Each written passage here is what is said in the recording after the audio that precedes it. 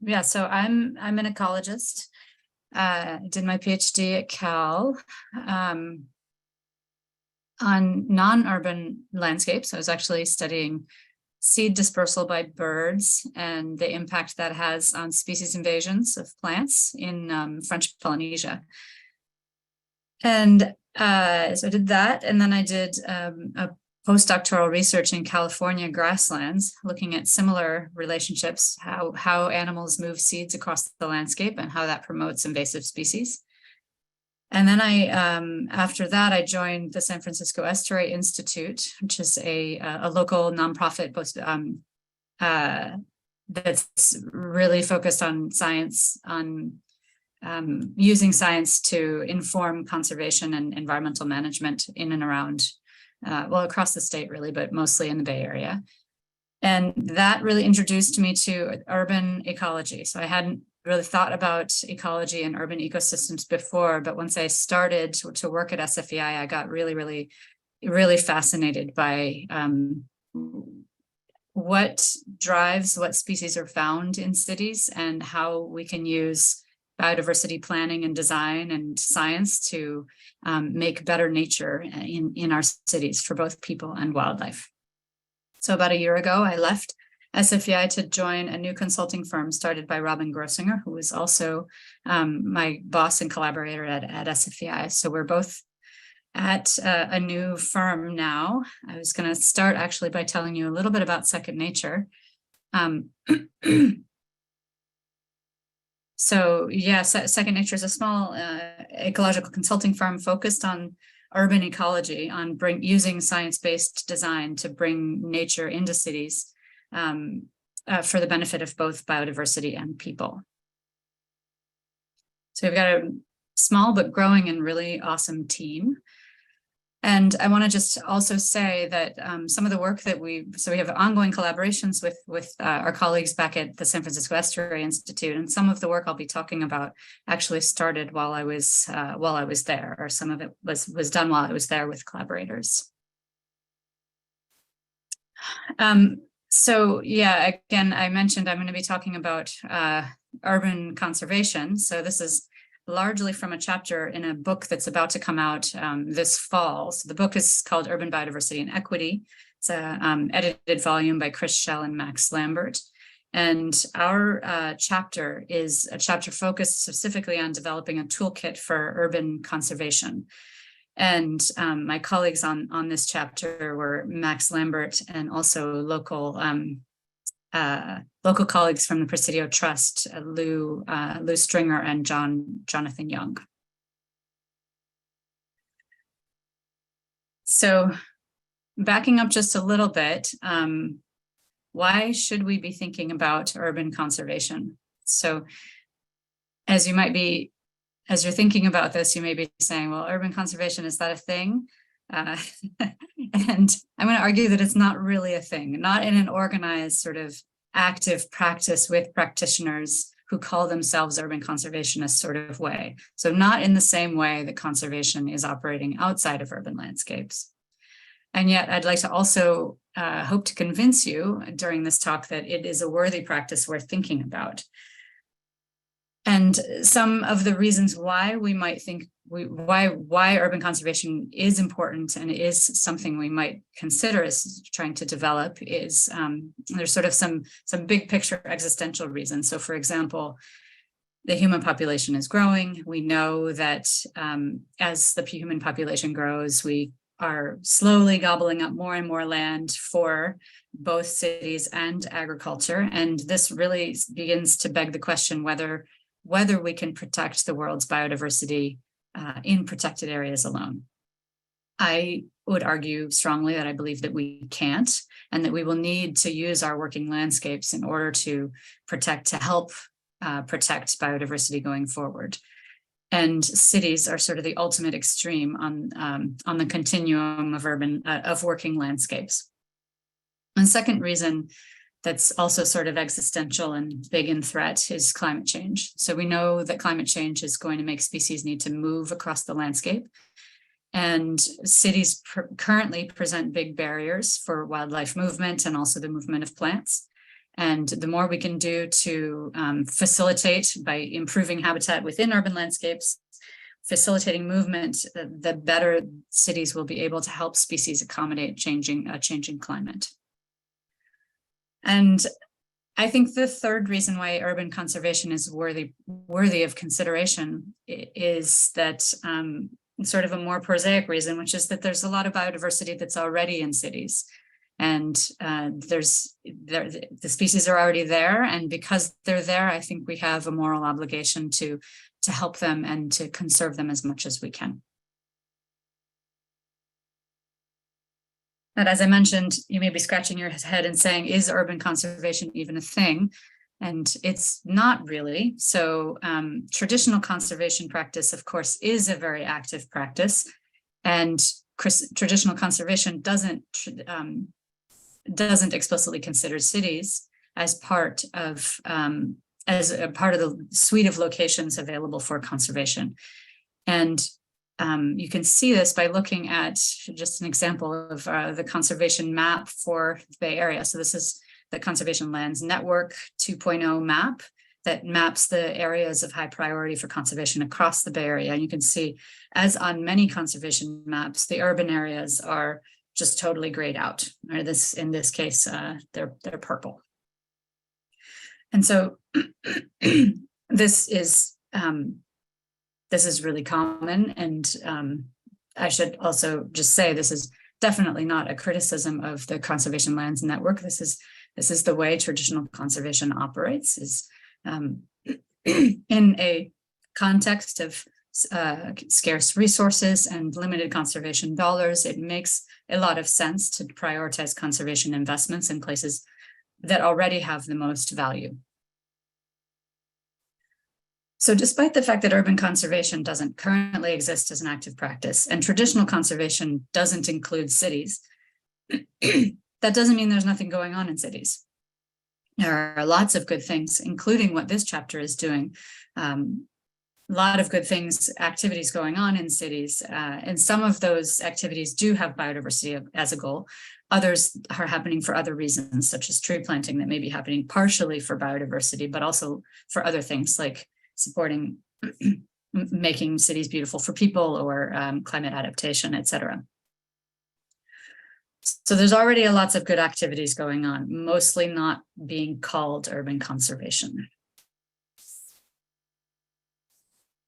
And so what we wanted to do in this chapter is consider, well, if we think that urban conservation could be a thing, what tools might we use in order to create an active practice around conservation in cities?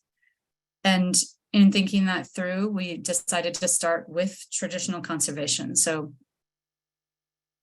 the thinking there is, it's worthy as a first step to consider which tools from traditional conservation may be used in urban landscapes, which ones might not be so useful, and which new tools might we need to invent in order to accommodate the unique situation that we find in cities that's really very different from almost every other context.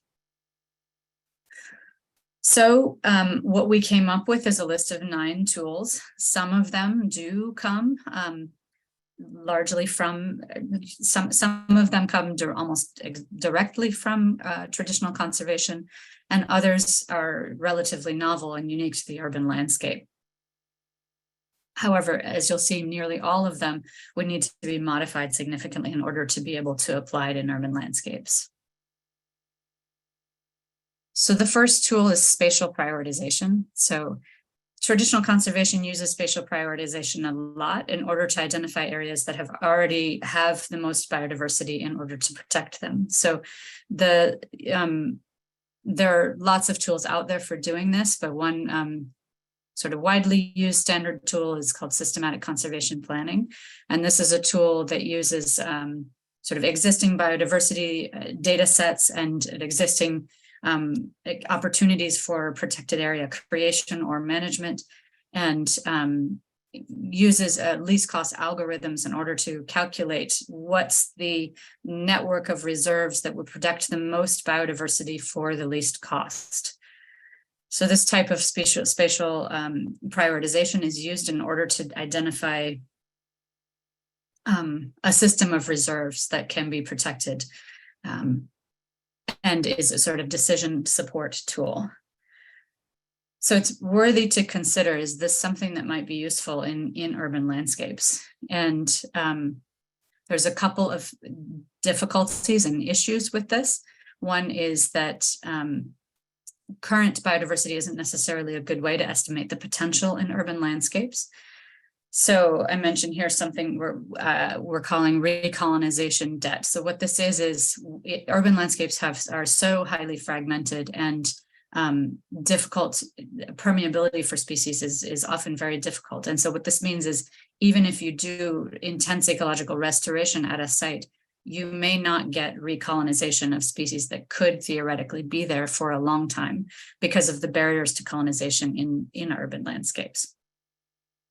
The other issue with spatial prioritization, as it's traditionally conceived and used in traditional conservation, is that because this approach is very focused on using existing biodiversity, current biodiversity distributions as a way to estimate which areas are of highest value, this means they will always lead to a choice of areas of the landscape that already have the most biodiversity. So if you think about applying that same logic in a city, what you would end up with is selecting places to do urban greening where that are already the most green and the most biodiverse.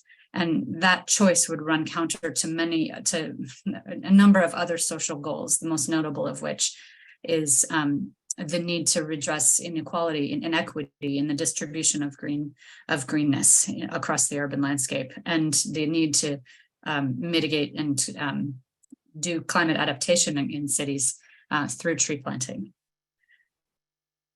So despite the issues with spatial prioritization as it's applied in traditional conservation, we still believe that this could be actually a pretty useful tool in urban landscapes. So if you imagine changing least cost algorithms to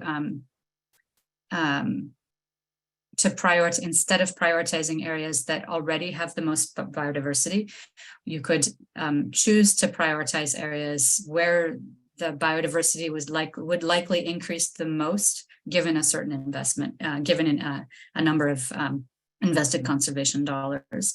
And if you made that change, you would likely come up with outcomes that would select areas for greening where relatively inexpensive technique could be used and would likely yield really large benefits in the number of increases in the number of species that were found.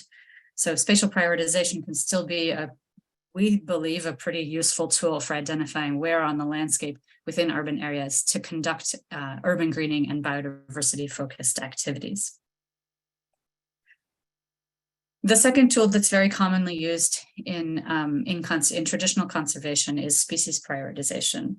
So in traditional conservation, there's a strong emphasis on endangered species, the Endangered Species Act, and species with conservation status. And that tends to be where a lot of the species prioritization emphasis and effort goes. This approach won't necessarily work very well in cities, because while it is definitely true that there are species of conservation status and endangered species within the urban landscape, many of the species that use the urban landscape don't have conservation status. And if we want to conduct conservation to help the species that are in cities, we would need to broaden our lens to think also about conservation of common species and not just about just rare species. So again, species prioritization, just like spatial prioritization, could still be important, but likely would need to shift its emphasis in order to think about the unique conditions found in cities. So I would argue that instead of thinking about just the conservation status of species, that it's really important in urban landscapes to think about the species that are likely to benefit from urban biodiversity actions. And in order to do that, you need to consider the current distribution of species and how they're using the urban fabric. And we also need to be able to think through who are the species that are missing, so the missing species pool that result from this recolonization debt phenomenon that I was talking about. So in other words, as you conduct urban ecological restoration and improve habitat within urban areas, you won't necessarily get all of the species that could be there, because there are many barriers to those species arriving on their own. And so considering what are the species that could theoretically do well in this landscape, even or in this habitat patch within a city, even though they're not already there, is an important thing to consider when thinking about conservation in urban habitats specifically. So I'll just mention briefly what the figure on the right-hand side of this slide. So this is an example of one of the ways that you can use contemporary data sets in order to think through these questions of which species might likely benefit from conservation actions. So in this example, we used existing eBird community science data from eBird in Santa Clara County to look at the distribution of different species across the urban gradient, the urban to rural gradient. So we used the eBird data to calculate an urbanness ratio. So this is just the proportion of records found inside the urban footprint compared to in the surrounding wildland area.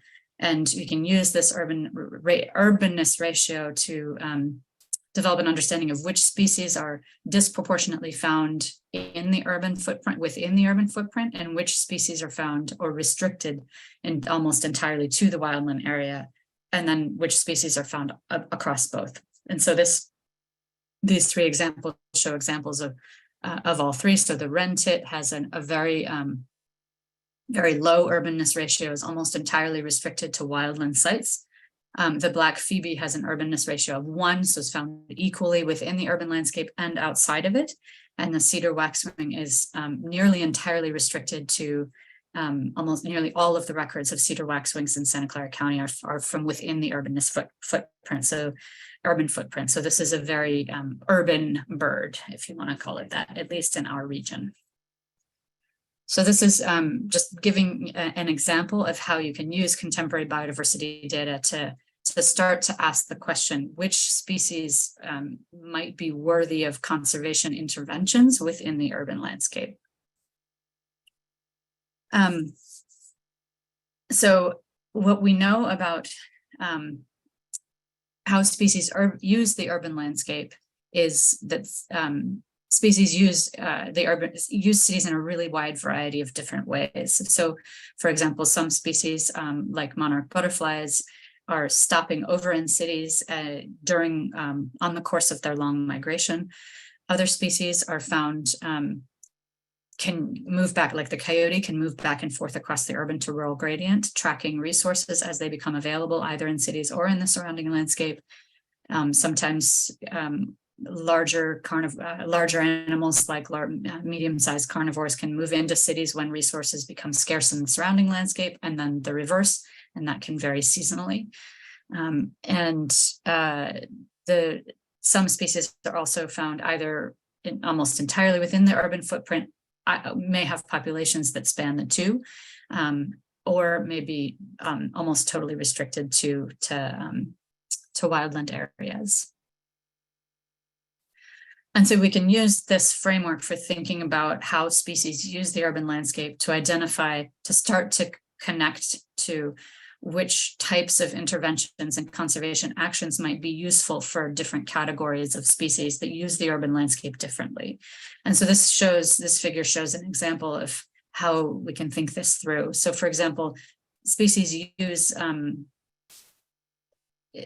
either select or don't select urban habitats to varying extents. So some species clearly actively select cities because of the resources that they find within them. Other species just end up in cities without really actively selecting them. So this includes species that sort of opportunistically use cities or just have populations that sort of span the urban to rural gradient, like the black phoebe I was showing you earlier. The other dimension that we can think about is essentially how well does a species do when it's in the city compared to the surrounding landscape. So in the case of wildlife, you can think about this in terms of reproductive success. This also, reproductive success also works for plants, but because we manage plants so intensively in urban landscapes, things like survival may be better metrics.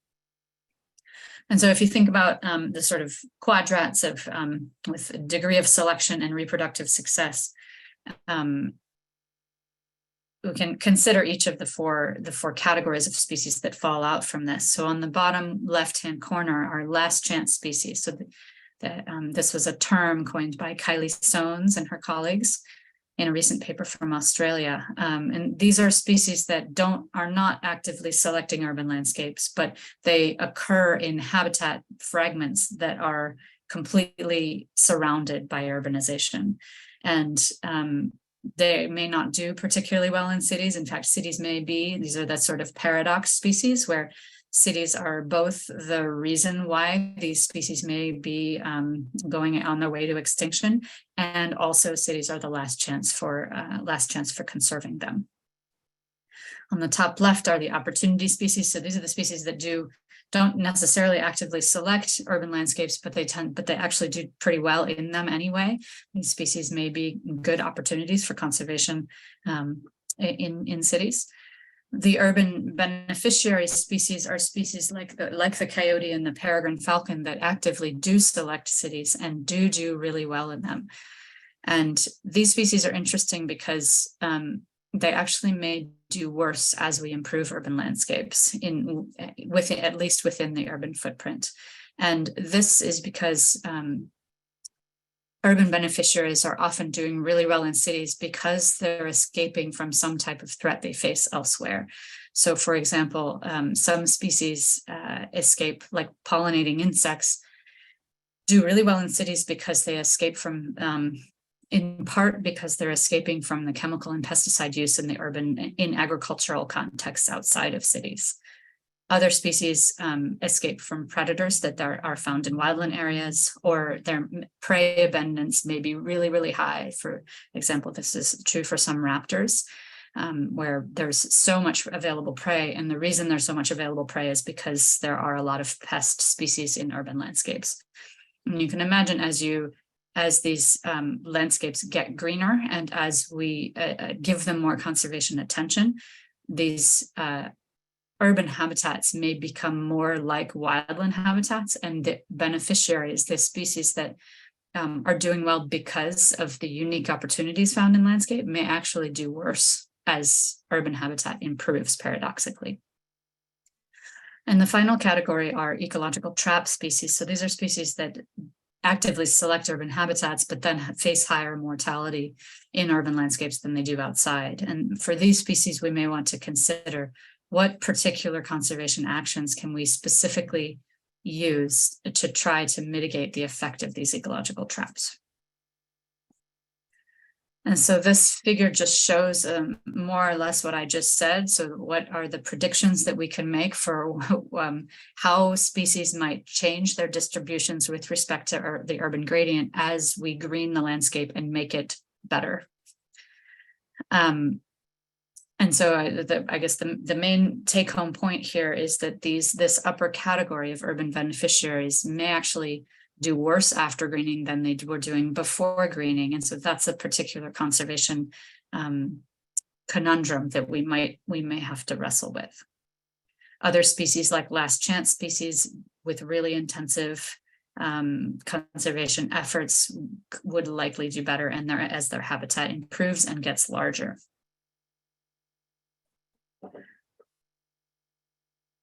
Another potential tool is assisted reintroduction. So this is mainly, we consider assisted reintroduction in the case of wildlife, but we can actually do the same thing with plants.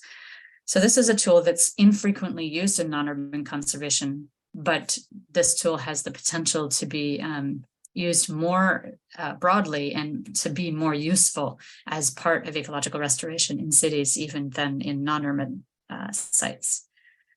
So again, coming back to this idea of the recolonization debt, this is the idea that there are many species that even once you improve the habitat in an area, they may not come back on their own because of the big barriers to colonization that many species face in cities. And so we can think about addressing that issue specifically by helping, through assisted reintroductions, species return to areas where they may do well once habitat improves. And so this is an example. The pictures on the right are from an example from the Presidio, where they've done just exactly this with a variety of different species in Mountain Lake. Once ecological restoration happened, they were able to return several different species of both plant and animal, and some of those species are really thriving and doing well as a result. So I wanted to highlight some work we did in the Presidio to consider assisted colonization for the California quail. So California quail were historically present across all of the large parks in San Francisco, and looking at the eBird data, community science data from across the city, you can see the sort of progressive extinction of California quail winking out from park after park after park. And so the last record of California quail was in the Presidio was in 2007. And the last record of quail north of San Bruno Mountain was in Golden Gate Park in 2017. So the Presidio, since quail went locally extinct from the Presidio in 2007, Presidio has done a lot of ecological restoration, including introducing a lot of shrubs. And the other thing that happened is coyotes found their way back on their own to the Presidio, and Lou and Jonathan Young from the Presidio suspected that that coyotes would probably be having an impact on the local feral cat population. And so the improvement in habitat locally, plus the presence of coyotes, could mean that the California quail are appropriate and could be returned back to the Presidio. But they wanted to know, is it likely to succeed? If we reintroduce quail to the Presidio, will they do well, or would they just go extinct again? This is a really important question to ask before conducting assisted reintroduction. And so what we did is we used eBird data from across the state, collected from over 1,000 urban parks across the state. And we used this park data set we included the characteristics of the parks, including the amount of impervious, the size of the park, the amount of shrub cover, the distance to the urban boundary. And we modeled the presence of California quail in urban parks using 10 years of eBird data in order to understand the factors that predict both the persistence of California quail in urban parks. So what are the park characteristics that make a park able to support quail? And we also modeled the probability that a quail, if they were in a park, would either would go extinct. And we modeled whether a park that didn't have quail would get colonized, and the factors that determine whether a park could be colonized by quail or not. And so this is the data set of 1,000 parks on the left.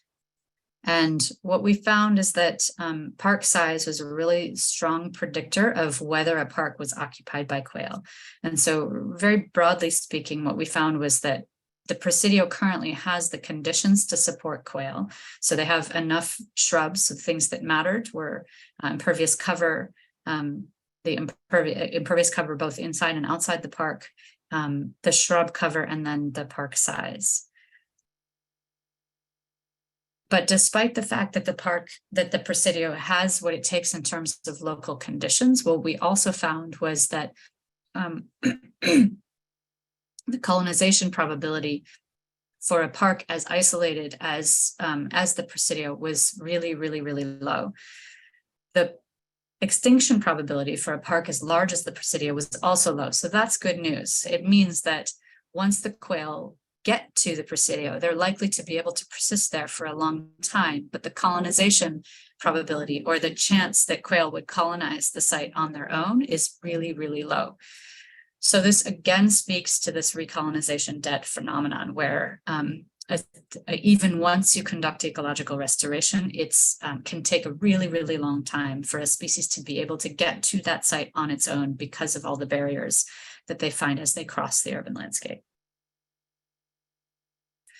So this is an example of using a data-driven approach with community science data to assess the likely outcomes for areas within the city that may be victims of this recolonization debt phenomenon. The next tool is ecological restoration. We think that this tool is one that is widely used in conservation all over the place. We think it totally makes sense and can be used in almost the same way in cities as it is in traditional conservation contexts. However, there are some novel techniques that may be more commonly used in cities compared to non-urban landscapes. So, for example, creek daylighting, soil decompaction and treatment, pollution control and removal, and then synergies with urban gardening and food production, maybe tools that are used, could be used and are already being used within in cities that are not as common outside. It's also worth noting that one really cool thing about ecological restoration within cities is the unique stewardship opportunities. So this is exactly what Eddie was talking about earlier.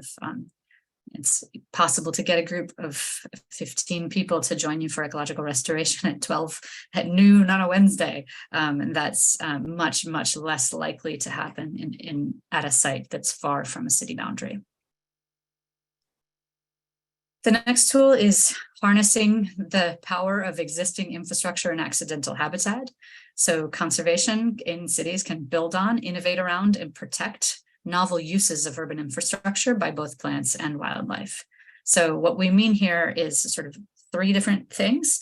So the first is retrofits of infrastructure and wildlife-friendly innovations. So this is things like wildlife overpasses and bird-friendly window design. This category also includes accidental habitat. So things like bridges and buildings that are used for nesting, where those sites can be protected and built upon and enhanced.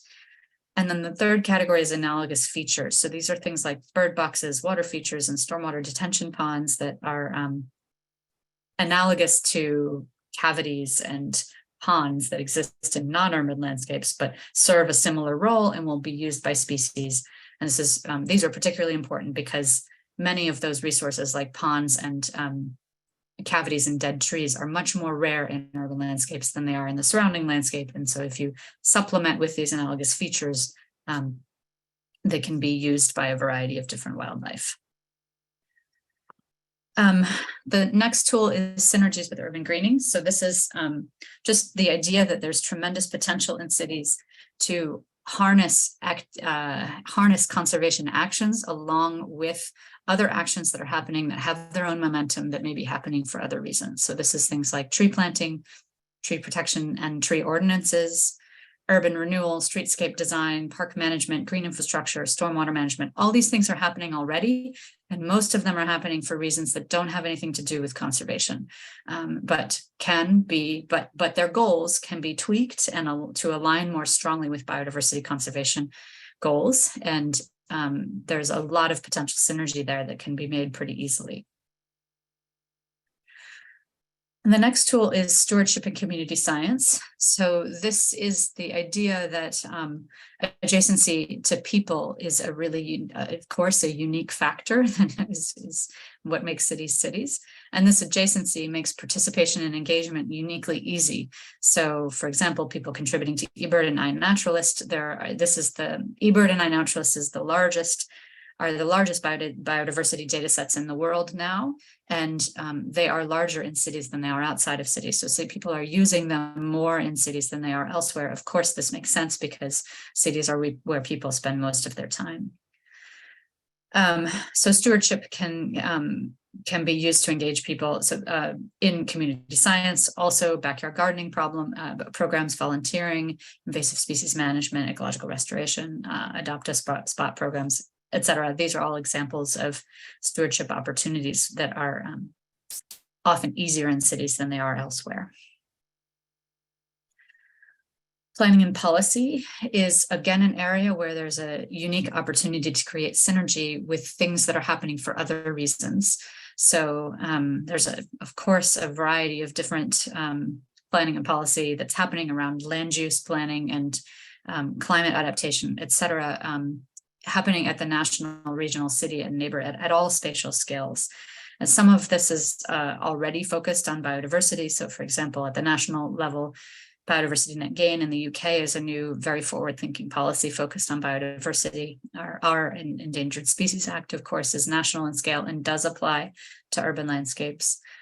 At the regional scale, urban growth boundaries can help with biodiversity conservation. At the city scale, natural resource master plans are already being developed. Some cities are creating biodiversity plans already. Other cities are creating park, urban forest, river, and tree protection ordinances and master plans. And at the neighborhood scale, similarly, right, specific plans are already happening and can be directed towards ecological goals. And things like shade ordinances and transfer of development rights can also can be harnessed to achieve conservation objectives. The final tool is novel financing. So this is the idea that there's an opportunity in urban landscapes to leverage sources of funds that do not compete with other conservation activities. So as I was mentioning earlier, conservation maps tend to gray out urban landscapes, and they rely a lot on these systematic conservation planning tools and decision support tools that really have as the very bedrock assumption that as the sort of core of many of these decision support tools is the idea that conservation resources are finite and scarce. And so if you have scarce and finite resources, that means you need to direct your dollars towards the activities that will give you the most bang for your buck. So conserving the most biodiversity for the least number of dollars that core assumption is how conservation got to a place where it's so very, very focused on the sort of least cost algorithms way of thinking about what parts of the landscape deserve protection and which ones don't. And so that leads to it's not an accident that cities are grayed out from these conservation maps. And what I mean by that is if you believe resources are scarce and finite in the conservation world, then it makes sense to actively decide not to invest dollars in urban landscapes, because why would you spend any money protecting an urban parcel of habitat when those dollars may be better used to conserve an area outside the urban landscape or protect more biodiversity somewhere else? And because of that finite way of thinking about dollars, there's the potential for urban conservation to actually actively upset and ruffle the feathers of people in the world of traditional conservation. And so that's why it's really important to point out that the ways of funding urban conservation don't necessarily and often do not compete with dollars that are available for conservation in traditional contexts. And so the first obvious example of this is development. And so development dollars are already being spent to build lots of things all over the place in cities. And going back to the policy tool for just a second, cities can harness things like general and specific plans to incorporate ecological goals and regulations within them. And once they do that, developers who want to develop have to abide by those regulations.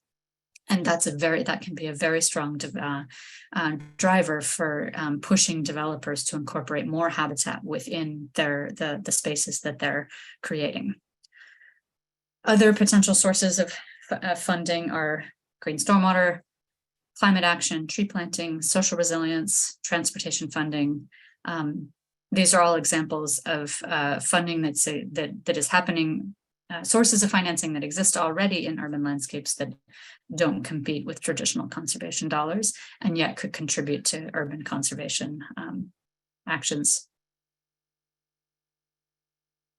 So I wanted to end by including just a couple of slides on thinking through what does this have to do with plants. So I know you all came here because you love and care about plants in California, and I've spent a lot of the talk talking about tools where the most obvious examples are from wildlife. And so I wanted to explicitly think through how well does this apply to plants, and can we tie all these tools together using some examples of plants. So just thinking about the tools we've just talked through, there's all of them can easily be applied to the conservation of rare plants. So spatial prioritization and decision support can be used to prioritize areas, rare habitat remnants within cities that contain rare plants.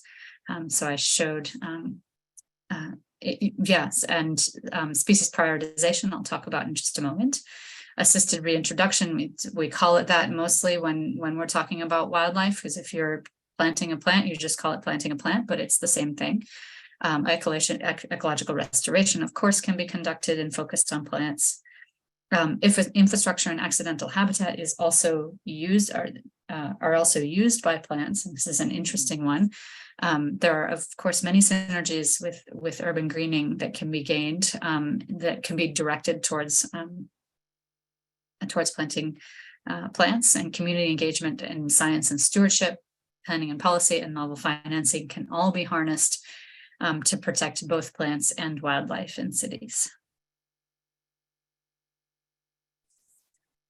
And so I wanted to also think a little bit about the distribution of plants in California. So this is from a paper published in 2006 on biotic homogenization of California flora.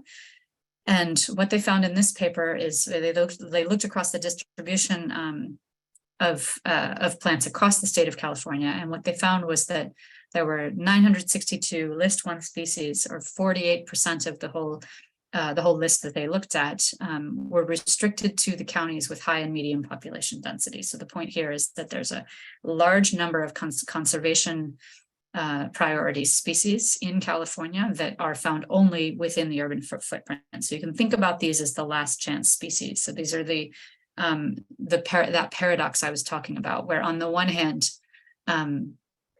urbanization is likely the cause of the conservation status of these plants in the first place.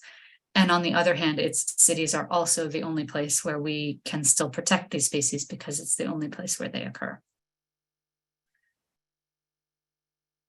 So thinking back to that species prioritization we were talking about earlier, and trying to apply that same logic to plants, to think about, well, who are the species that are found within the city footprint, and which are the species that actually do well in the city compared to outside the city?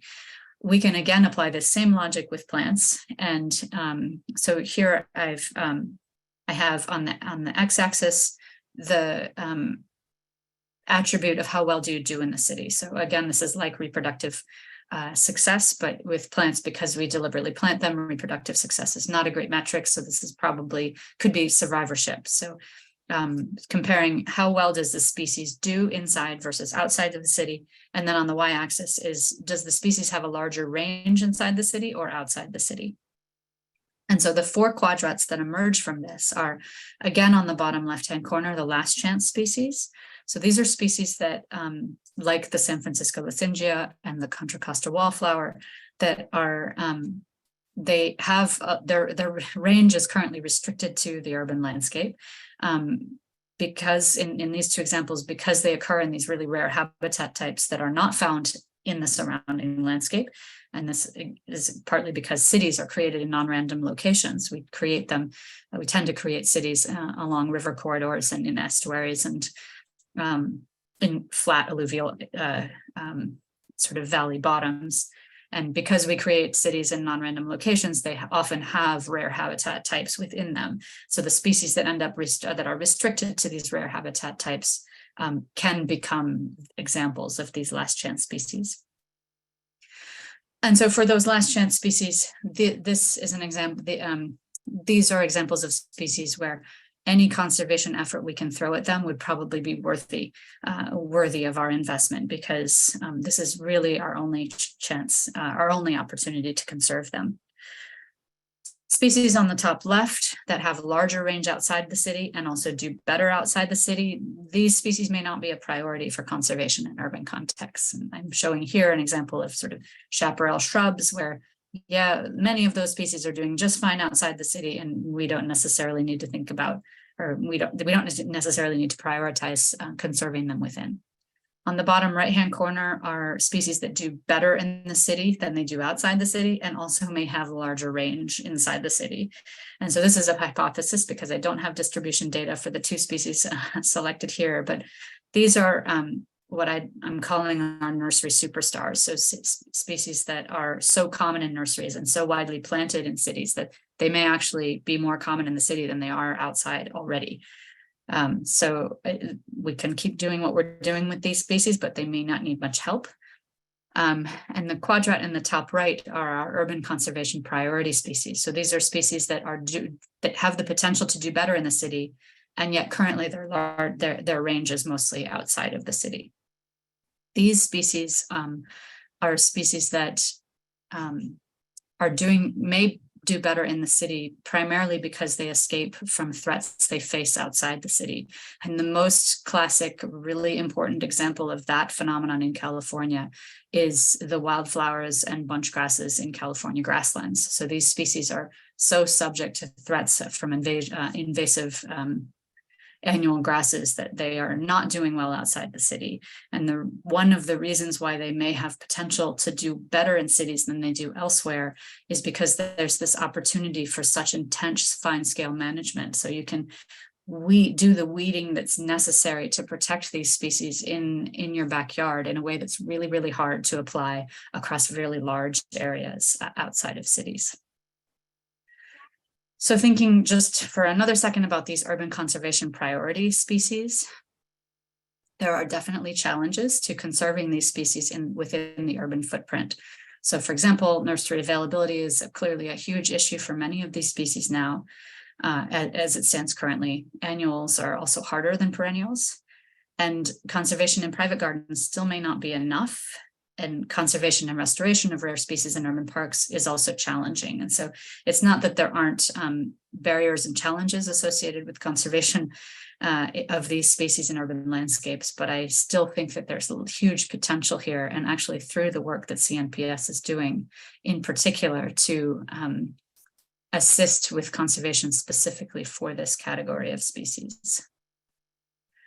So in conclusion, conservation in cities as a practice, I think, is really worthy of considering for development and expansion.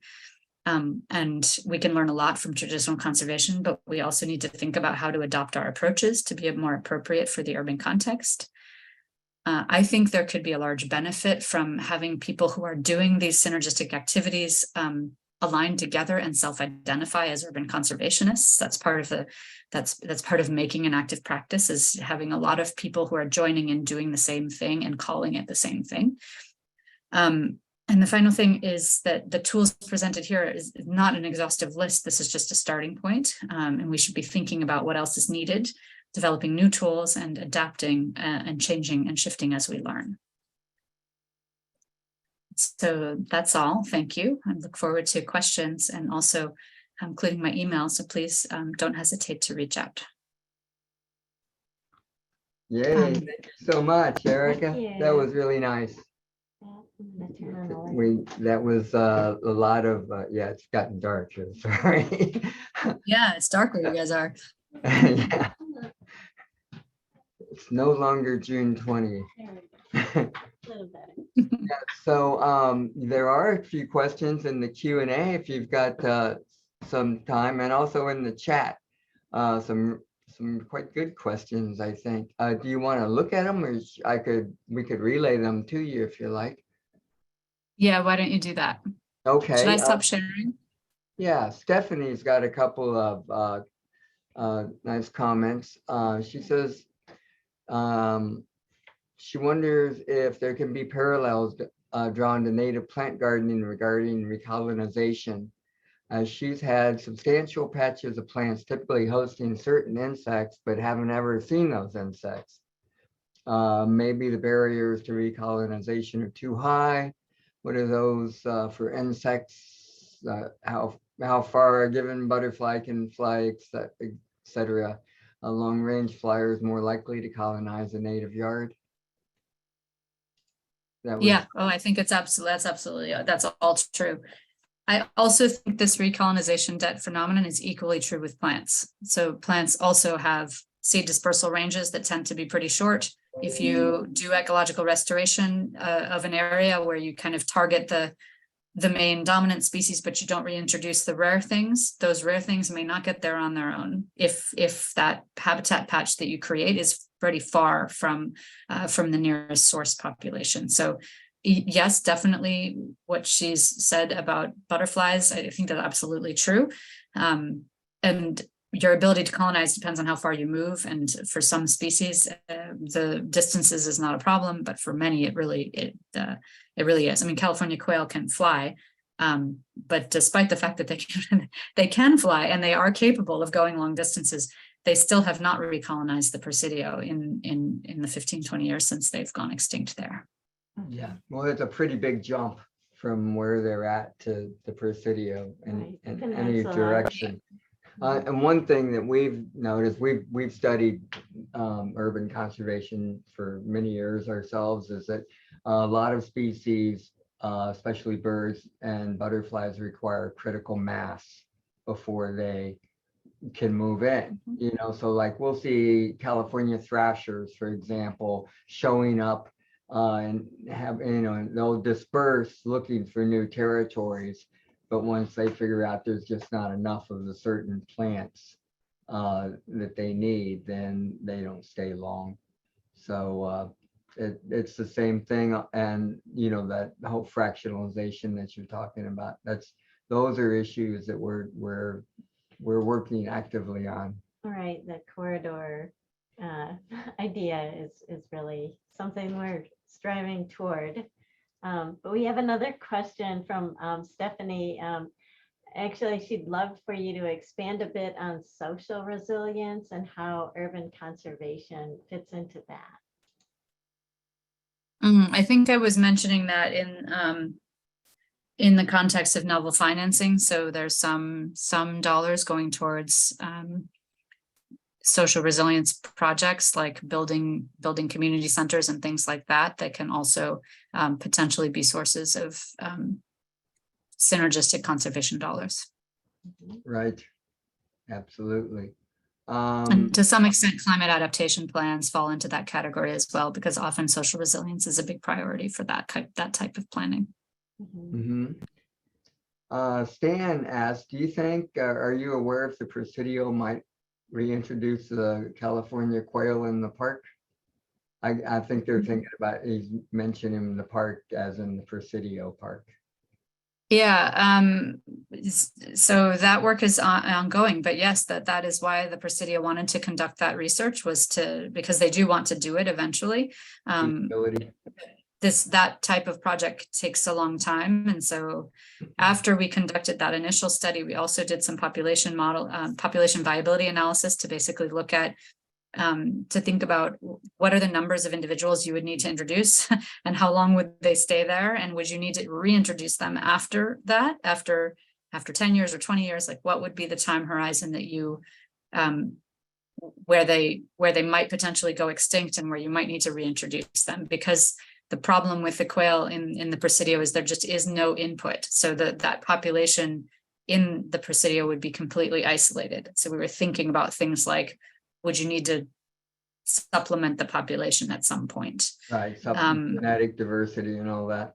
Yeah, exactly. And so that work is completed now, but sort of where we're at is thinking about permitting and logistics and building momentum and community around the idea. So we're not there yet, but yes, the Presidio is still actively thinking about it. Right. I wish we were here to talk about that. Yeah, we've been on some of the working conversations on that over the years too. In fact, I have a Bring Back the Quail t-shirt from like 20 years ago. But, you know, one of the other concepts, and in part where, you know, CNPS Yerba Buena has been working on that, is this biodiversity corridors. There's a good corridor between the Presidio and Golden Gate Park, and then there's Sunset Boulevard between Golden Gate Park and Lake Merced, all places where quail have been. So Historically, not very long ago. So anyway, there's hope. So Sandy mentions, she says, or he says, I'm not sure.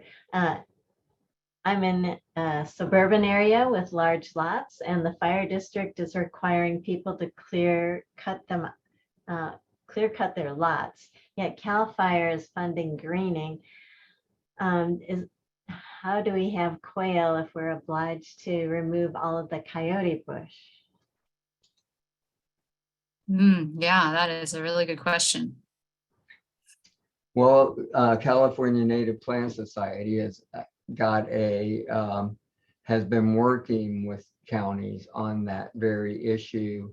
And they've managed to get many of the counties to do some modifications on their planning. And mostly what they want you to do is get it away from your house, it looks like. But if you go to California, if you do a search, I think if you do CNPS and then do fire management, do that kind of search, you might very well come up with a brochure that's informative along those lines. Yeah, I think depends on the distance setback. So if you have to remove the vegetation close to a structure, if there's space to still create a dense area of shrubs further from the structure, then that is where it would have to happen. I'm noticing someone saying wouldn't we need more corridors for birds and insects? Yeah, yes, absolutely. So that's so you may have noticed in the quail slide, we had a yellow bar going from the Presidio to Golden Gate Park. So we considered how much better occupancy and persistence would we get for the population if we were able to connect along Park Presidio Boulevard. And then there's also ongoing work happening with the San Francisco Estuary Institute and a whole bunch of partners, including the Presidio, thinking about that Sunset Boulevard connection that Noreen, you were just mentioning. So yeah, we think the enhancing connectivity is really, really essential over the long term.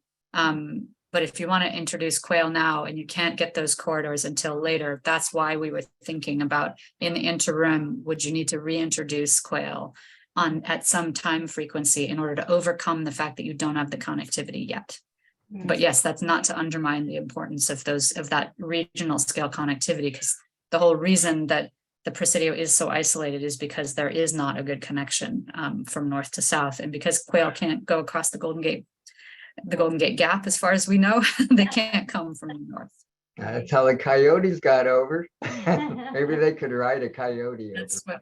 Yeah. So Bob Hall, I'm noticing Bob Hall was just saying there was a quail spotted at Mountain Lake in the Presidio a couple of days ago. I actually heard about another record from a week or two ago. So maybe they are coming. They're dabbling and trying it out. They will disperse some amount on their own for sure, but yeah. That one I'm a little dubious about how that one in the Presidio got there, but maybe they can fly quite well. Dubious about how it got there. Did it go in someone's trunk, you think? We don't know. There's all sorts of we see quail releases from from food stores once in a while here in the city. So usually not California quail though, but we see, chucker been seen, other things. Anyway, I digress. Michael Helm. Hey, Michael Helm, glad you're here, man. Any noticeable difference in urban conservation of new urban areas like ours here in California and old ones, say Boston, that you've noticed? So the question about city age? Yeah, I think. And specifically to urban conservation activities or biodiversity? Yeah, I think in urban conservation of just in maybe the policies between, I guess it's probably super diverse depending on the city. Yeah, gosh, I don't know. I think that there are certainly more progressive cities with respect to urban biodiversity conservation and less progressive cities, but I would say that doesn't necessarily track with the age of the city. That's an interesting thought, an interesting question. Absolutely. So San Francisco, for example, is a pretty progressive city with respect to biodiversity in the city. There's a lot of stuff going on that's not happening in other cities. However, I will say city age does matter for biodiversity, and that's an interesting pattern. So many of the cities across the US, many cities expanded in the 1950s after around World War II and just after. And with that so that suburban expansion that happened in the era after World War II led to a lot of deforestation. So the development happened, trees were cut down, cities had less vegetation in the suburbs around the urban core in the 1950s. And over time, the greenness has increased. So cities have become more green since the 1950s. It's true in many cities across the US. And we've also changed our own patterns. So things like the raising coyotes went extinct from San Francisco is there was a public bounty and people literally shot them all. And we don't do that anymore. And there's no hunting inside cities anymore.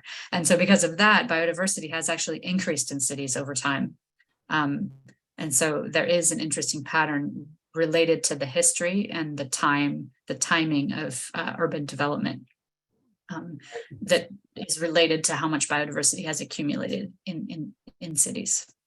Nice. I'll add that we've been studying other cities, comparable high biodiverse areas for a couple of years, trying to come up with, we're trying to push a conservation plan here for the city of San Francisco.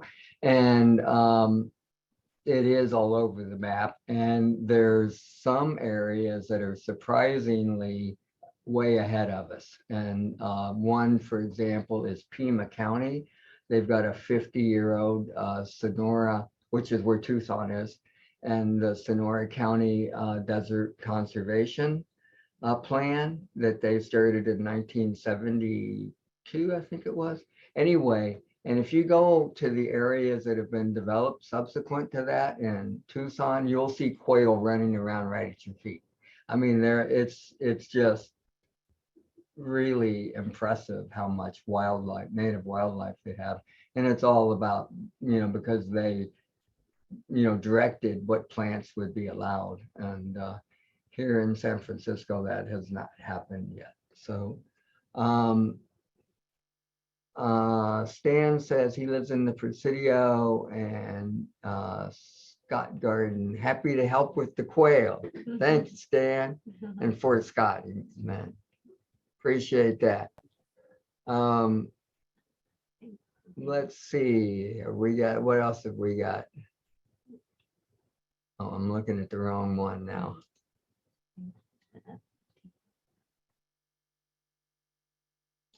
We may be getting through these.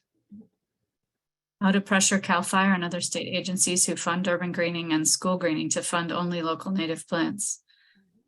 That's a hard one. I think that urban greening may be easier. So, for example, Los Altos Hills, I believe that's right, has this really interesting policy document that applies to all of the residential yards it's a tiny little town basically in Silicon Valley, that has a mandate to plant native plants and to represent native ecosystems in people's yards, which is like really cool example of that happening. What I have found from many years of talking to urban forestry folks and arborists and folks who come from the urban forestry community is that the barriers to planting native trees are enormous and probably much bigger, I think much bigger than the barriers to planting native plants. So I feel more hopeful for trying to direct or restrict urban greening more broadly than I do about having CAL FIRE do that for trees. I think that would be unlikely because I see there's a big barrier there. For sure.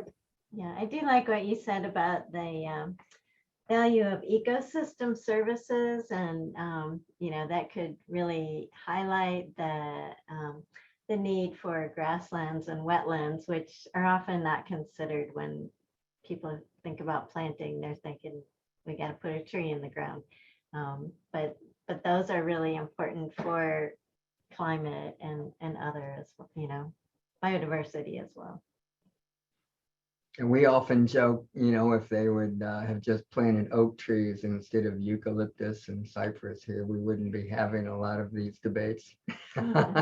Because, would have, by now, these oak trees would be over 100 years old. And it would be amazing. But, now we're kind of undoing what they didn't know.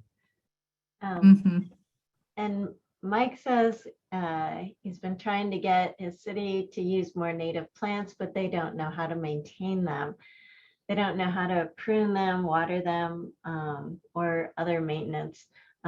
Any chance we can get out there and educate them, given the laws that are changing?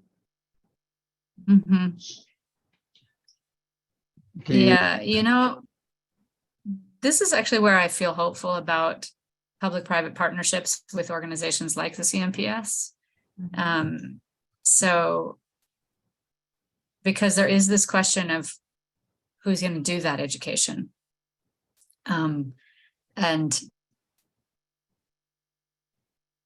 if cities are strapped for resources for maintenance, and then we know that that's another challenge. So there's a lot of money out there for funding projects, implementation projects, but less money for operations and maintenance, and also for ecological restoration monitoring and follow-up afterwards. So that's a traditional barrier to getting projects to succeed, both in urban infrastructure projects and in conservation projects more broadly. But I do see interesting examples of public-private partnerships that can help to overcome some of these things. So nonprofits that help with, that fill that gap. So the city may plant the trees, but it's the nonprofit that then helps maintain them over time. I feel like that's the best potential that I see. But I agree, that is definitely a barrier and a challenge. Ongoing maintenance is an issue with urban trees as well.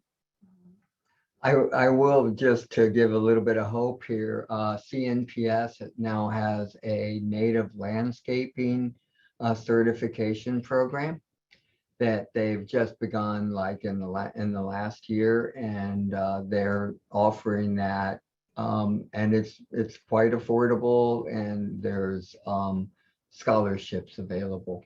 So it's in its early stage now, but I know that they've run it a couple times, and they just ran one here in the city.